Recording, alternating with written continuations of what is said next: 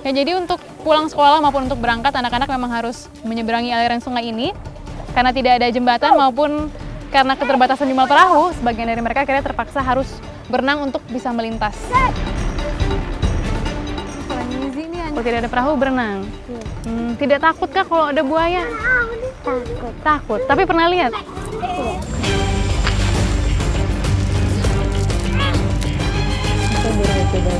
Ini rasanya enak kah? Enak. Mirip-mirip rasa kelapa yang sudah tua.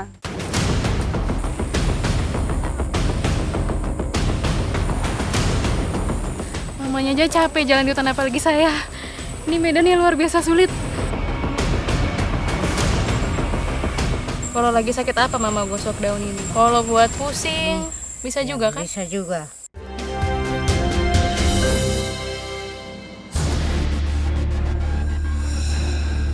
Perjalanan Indonesiaku kali ini membawa kami ke bagian timur Nusantara, tepatnya di Pulau Sumba.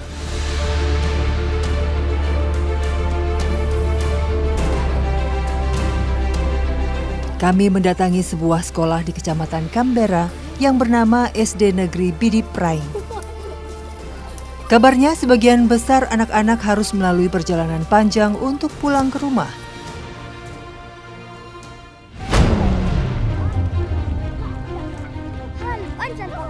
Kami mencoba untuk mengikuti anak-anak ini. Kami mulai meninggalkan sekolah melewati lahan perkebunan warga.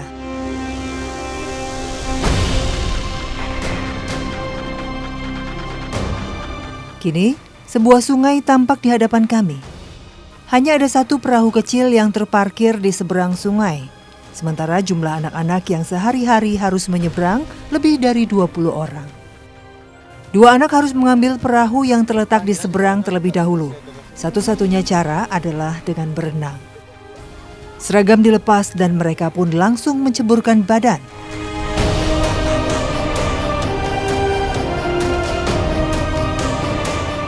Lebar sungai dan dalamnya sungai seperti sudah tidak lagi menakutkan bagi mereka. Ini sudah menjadi kebiasaan anak-anak selama bertahun-tahun. Usai membawa badan kecil mereka sampai di ujung, Renol dan Buyung pun langsung bergegas menaiki perahu dan kembali ke titik awal untuk menjemput teman-teman lainnya.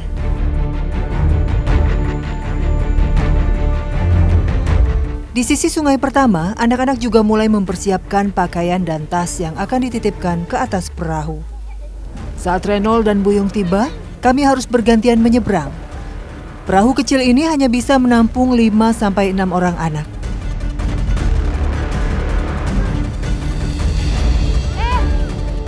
Mereka sendirilah yang harus mendayung perahu sampai ke sisi lainnya. Ini tentu bukan hal yang mudah bagi bocah-bocah SD seperti Renol.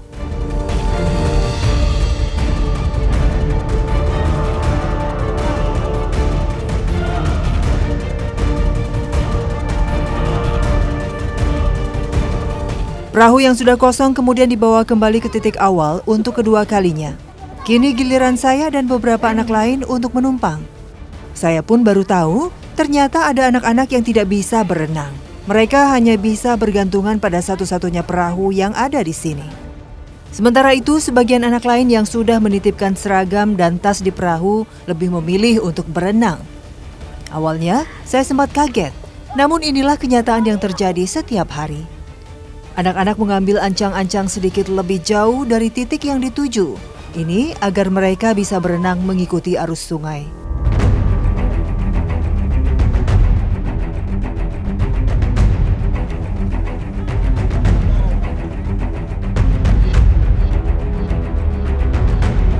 Beruntung cuaca hari ini cukup cerah. Menurut mereka, saat musim hujan air sungai biasanya meluap. Itu artinya akses anak-anak untuk bisa sekolah terputus.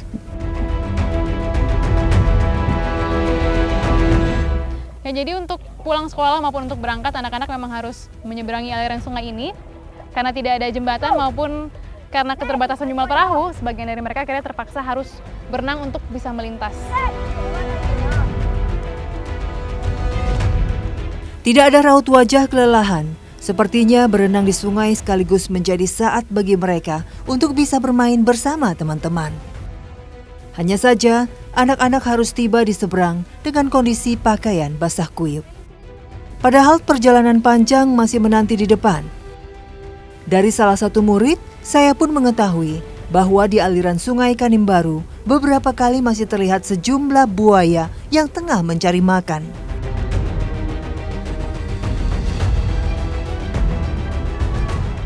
Dari kelas berapa sudah berenang? 2. Dari kelas 2 sudah berenang? Ya. Kalau pagi juga? Ya. Berangkat ke sekolah juga? Kalau tidak ada perahu. Kalau tidak ada perahu berenang? Ya. Tidak takut kah kalau ada buaya? Takut. Takut, tapi pernah lihat? Ya. Terus gimana waktu itu? Kita pulang sudah kalau ada buaya. Kalau perahu tidak ada di sebelah sini, kita pulang di rumah. Pulang ke rumah. Tapi kalau misalnya langgar kali gini, tidak terlambat kah ke sekolah? Terlambat. Terlambat. Terus gimana kalau terlambat? Dimarahin tidak sama guru? Tidak. Sudah tahu karena langgar kali ya? Iya. Saya bersama anak-anak melanjutkan perjalanan dengan berjalan kaki. Jalur setapak memasuki hutan adalah medan yang harus kami lalui.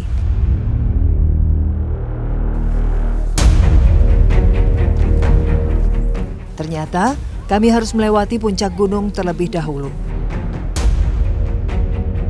Jalan dengan tanjakan terjal pun menyambut kami. Jalur setapak ini sungguh sempit. Jika salah langkah, maka siapapun bisa terpleset di pinggir tebing yang cukup curam. Namun anak-anak bisa menyusuri tanjakan dengan begitu cepat. Maklum saja, ini merupakan rute yang biasa mereka lalui setiap hari. Kondisi jalan pun sudah mereka hafal dengan baik. Beda dengan saya yang harus bersusah payah melewati jalur berbatu dan menanjak. Tidak hanya anak sekolah yang melalui jalur ini. Warga yang keluar masuk desa pun untuk membeli berbagai keperluan tidak punya pilihan lain. 1 jam lebih kami berjalan dan akhirnya kami tiba di puncak. Namun, perjalanan belum selesai. Saya terus mengikuti langkah kaki anak-anak.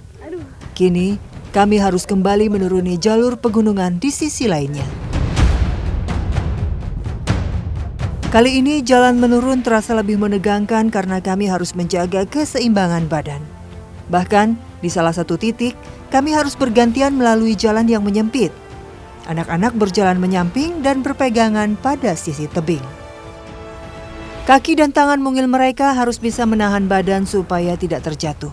Saya pun ikut melangkah dengan hati-hati. Ini jalannya naik turun gunung.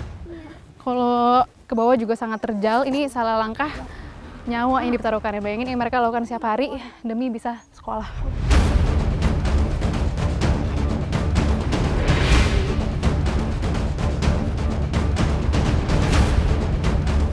Turunan sampai ke dasar gunung masih cukup jauh. Medan jalan ini memang ekstrim, namun ternyata tidak cukup kuat menjadi penghalang bagi anak-anak ini untuk meraih cita-cita mereka. Anas, kalau misalnya pulang pergi sekolah selalu lihat jalur ini? Iya. Terus kalau misalnya hujan gimana? Kita jalan saja. Tetap jalan? Iya. Tidak capek? Tidak. Sudah dari kelas berapa? Kelas 2. Kelas 2. Pernahkah jatuh lewat tebing-tebing sini? Pernah. Pernah jatuh? Iya. Terus luka apa gimana? Tidak. Tidak luka? Supaya apa? Supaya pintar. Supaya pintar. Mau sekolah sampai kelas berapa? Lulus. Sampai lulus. Sampai SMP, SMA? Sampai kuliah mau? Iya. Mau jadi apa kalau sudah besar? Menjadi apa?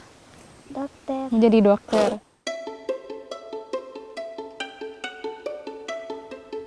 Perjalanan yang begitu menegangkan sekaligus melelahkan akhirnya mengantar kami sampai ke dasar. Namun, belum ada tanda-tanda keberadaan pemukiman warga. Ternyata, masih ada satu lagi sungai yang harus kami lalui. Lagi-lagi, hanya ada satu perahu yang bisa digunakan berapa untuk perahunya di sini? menyeberang. Cuma itu saja. Dan kali ini ternyata ukuran perahu lebih kecil dari sebelumnya. Tinggi perahu bahkan hampir sama dengan tinggi air. Dan lagi-lagi, tak semua anak bisa naik ke atas perahu. Akhirnya mereka memilih untuk berenang.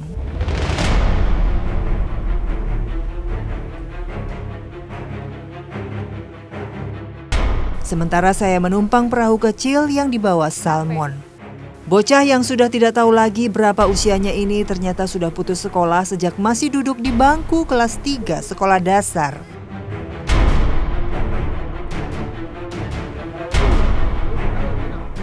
Terus biasa sehari-hari kamu ngapain? Hah? Mancing aja. Sekarang umurnya berapa? Tidak tahu. Terakhir sekolah kelas berapa? Kelas 3 terakhir. Sekarang tidak sekolah lagi? Kenapa tidak sekolah lagi? Dulu sekolahnya di mana? Di Lawinu juga situ? Oh, sama teman-teman dulu di situ. Terus kenapa berhenti? Tidak tahu baca. Kalau ke sekolah jalan kaki atau gimana? Jalan kaki. Capek tidak? Capek. Usai menyeberang sungai kedua, kami kembali berjalan kaki. Tak lama akhirnya kami tiba di pemukiman warga. Anak-anak pun melanjutkan perjalanan ke rumah masing-masing. Hari esok, sungai dan gunung masih menanti mereka saat pergi ke sekolah. Melihat kondisi ini, saya hanya bisa bertanya-tanya, bisakah anak-anak lain tetap bertahan melalui medan yang membahayakan nyawa mereka setiap hari?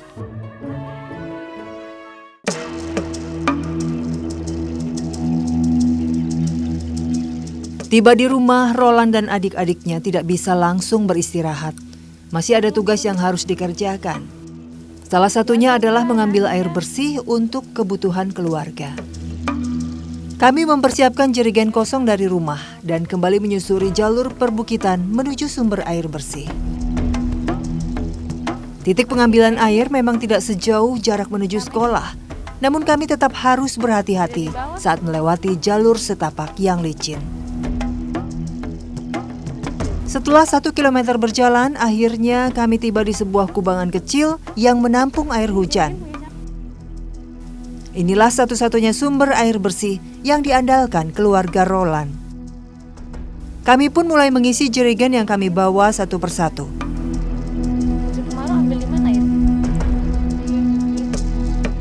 Saat musim hujan, warga memang masih bisa mengandalkan penampung air seperti ini. Kubangan kecil ini dibuat oleh ayah Roland beberapa tahun silam.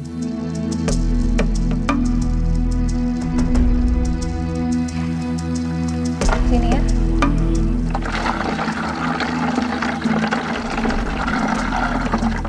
Ini walaupun tempat penampungan airnya tidak besar, tapi hanya kubangan kecil inilah yang bisa menampung air hujan di awal tahun seperti ini. Dan salah satu rutinitas harian mereka setelah pulang sekolah adalah mengumpulkan air untuk kebutuhan sehari-hari di rumah. Ini berapa jerigen kita isi hari ini? 4 jerigen.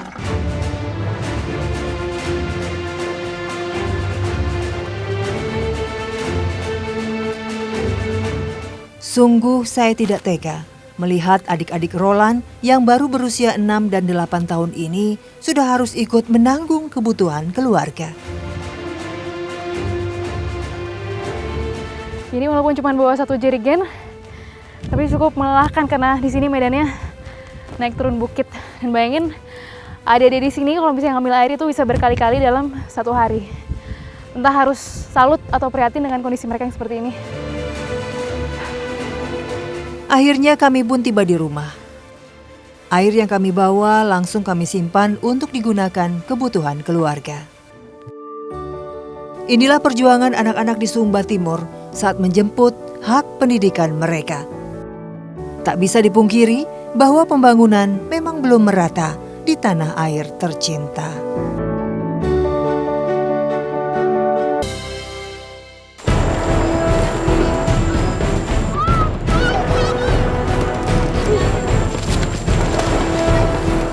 Jeremy emang biasa minum mentah kayak gini? Iya. Tidak sakit perut ya? Tidak ada. Tidak sakit perut. Ini rasanya enak kah? Enak.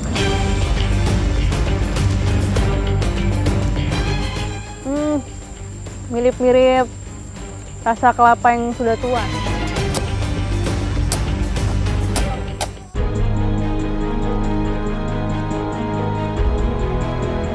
Kampung Tomor merupakan salah satu kampung terpencil di Kabupaten Asmat yang masuk dalam distrik Suru-Suru.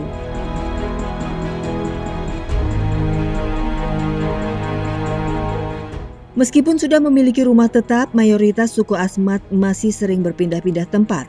Bapak Julius salah satunya.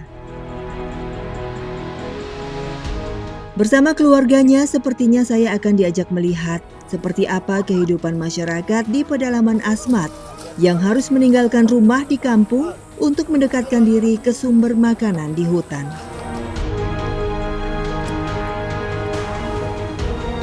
Dari dermaga kami berangkat menggunakan perahu fiber. Perahu memang menjadi transportasi andalan orang Asmat yang sebagian besar bermukim di wilayah sungai. Pemirsa, kehidupan masyarakat di sebagian wilayah di Papua masih bergantungan dengan hasil alam. Inilah yang kerap membuat mereka seringkali harus meninggalkan rumah dan berpindah-pindah dari satu tempat ke yang lainnya untuk mencari makan. Rumah-rumah sementara yang mereka bangun di dalam hutan lebih kenal dengan sebutan befak. Lalu seperti apa kehidupan masyarakat yang hidup nomaden di dalam befak? Ikuti cerita lengkapnya hanya di Indonesia. Sepanjang perjalanan ada banyak rumah bifak yang berdiri di pinggir sungai. Sebagian berpenghuni, sebagian lain tampak sudah lama ditinggalkan.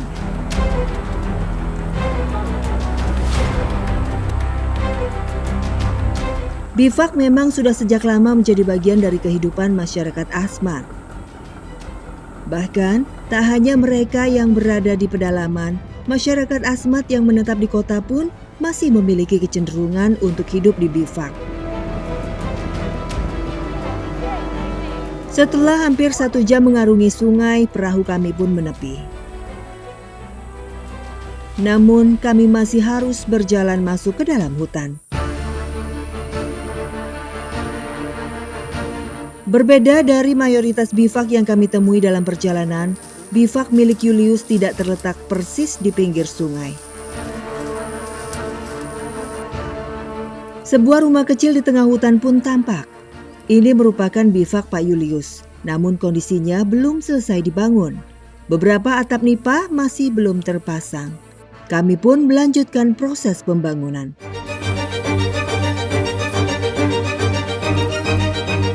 Daun nipah yang sudah dijahit dioper satu persatu ke atas. Lalu setelah disusun, daun pun diikat. Daun nipah biasanya bisa bertahan 1 hingga 2 tahun sebelum nantinya harus diganti.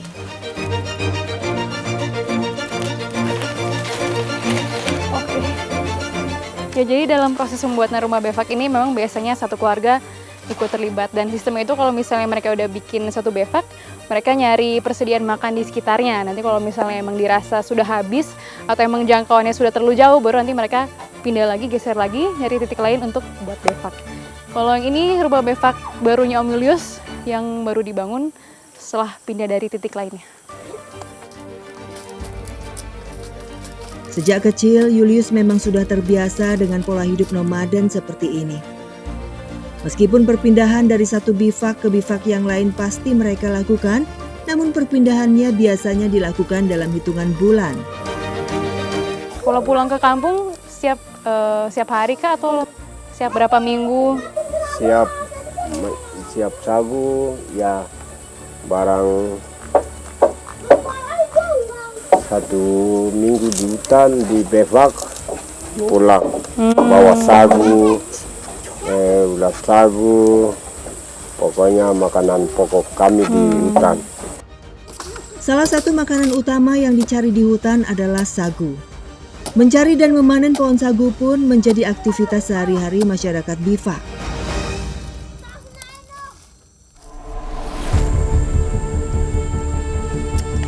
Selain orang tua, anak-anak yang hidup di bifak juga seringkali ikut mencari makan di hutan. Mereka biasa berkeliling tanpa membawa peralatan khusus. Sejak kecil, mereka sudah bisa membedakan tanaman mana yang bisa dimanfaatkan, termasuk yang bisa dijadikan makanan. Kali ini kami mencari buyuk, tanaman yang menyerupai batang pohon nipah. Batang buyuk inilah yang diambil untuk dikonsumsi. Anak-anak pun hanya mengambil batang dengan cara ditarik. Tidak mudah memang mengambil buyuk dari cengkeraman akar dan tanah. Namun setelah ditarik secara terus-menerus, batang buyuk akhirnya terlepas.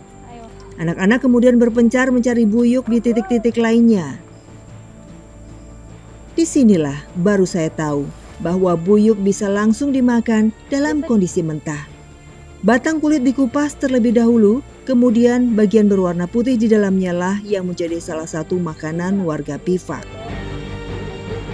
Nah, ini ada lagi satu tanaman di hutan yang bisa dimanfaatkan masyarakat. Kalau ini biasa buat sayuran, tapi kalau dimakan langsung pun juga bisa nih kayak anak-anak ini. Ini saya baru mau cobain. Ini rasanya enak kah? Enak. Kalau aromanya sih hambar ya, nggak ada baunya. Kita cobain.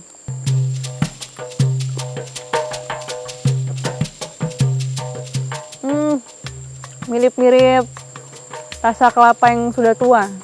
Teksturnya sama, cuman agak lebih tawar dibandingkan kelapa. Ini kalau dimasak sayur, dibikin apa? Enak. Enak. Jeremia memang sudah terbiasa mencari makan sendiri di hutan seperti ini. Namun ia mengaku lebih senang hidup di kampung dibandingkan di Bivak. Keinginannya untuk bersekolah menjadi salah satu alasannya.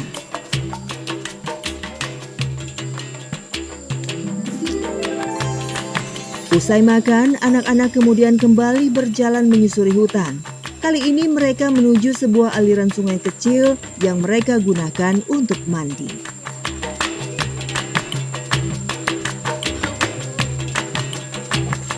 Setibanya di lokasi, mereka langsung bergegas melepas pakaian dan menceburkan diri ke dalam air.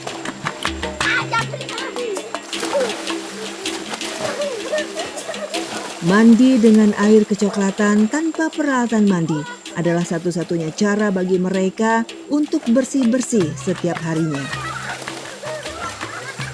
Di sini pula menjadi kesempatan bagi anak-anak untuk bermain.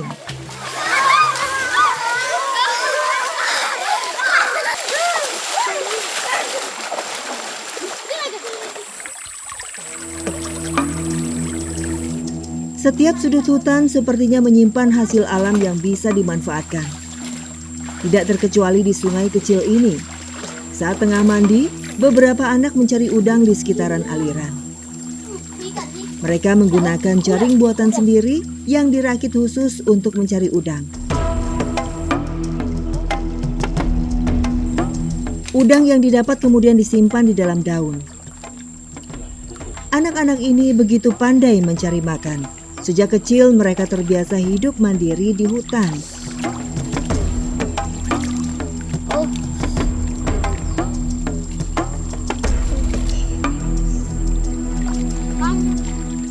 Udang yang dikumpulkan sudah cukup untuk hari ini.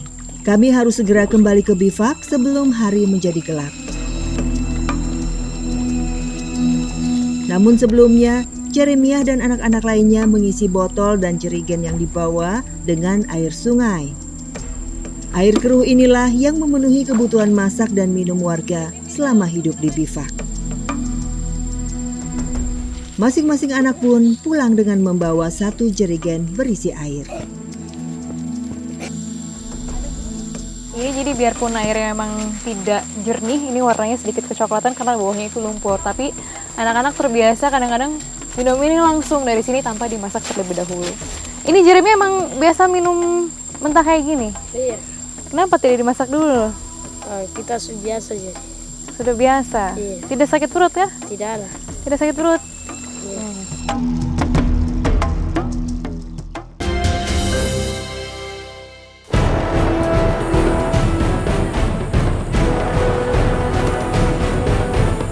Namanya aja capek jalan di hutan, apalagi saya. Ini medannya luar biasa sulit. Kalau lagi sakit apa Mama gosok daun ini? Kalau buat pusing, bisa juga kan? Bisa juga.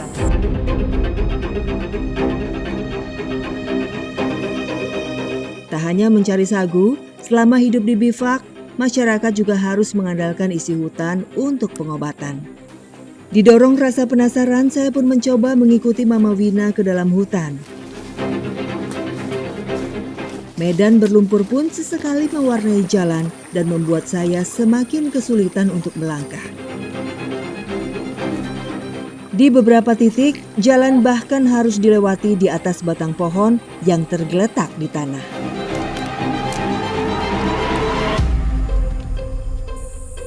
Mana Mama daunnya?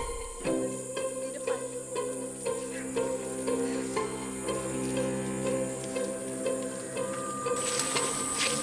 Mama setiap hari masuk hutan ini tidak capek kan? Tiap hari jalan itu capek juga. Capek juga ya? Bisa kena sakit. Iya, mamanya aja capek jalan di hutan apalagi saya. Ini medannya luar biasa sulit. Udah banyak duri, lumpur, terus di kanan kiri juga banyak serangga yang nyerang kaki. Aduh, Mama tunggu saya sini.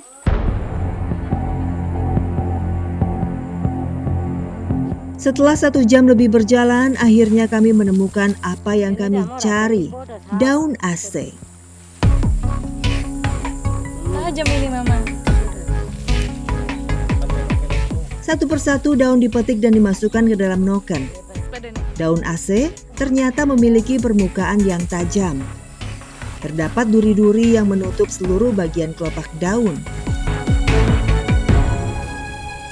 Aduh, ini kalau misalnya Mama yang ngambil enak ya tinggal dipetik-petik. Cuman ini tuh di sini ya tajam, jadi harus hati-hati pelan-pelan. Kalau saya ngambilnya sedikit-sedikit aja.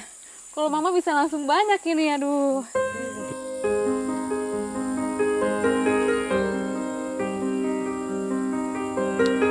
Saya pun terkejut ketika Mama Wina menunjukkan saya cara pemakaian obat ini.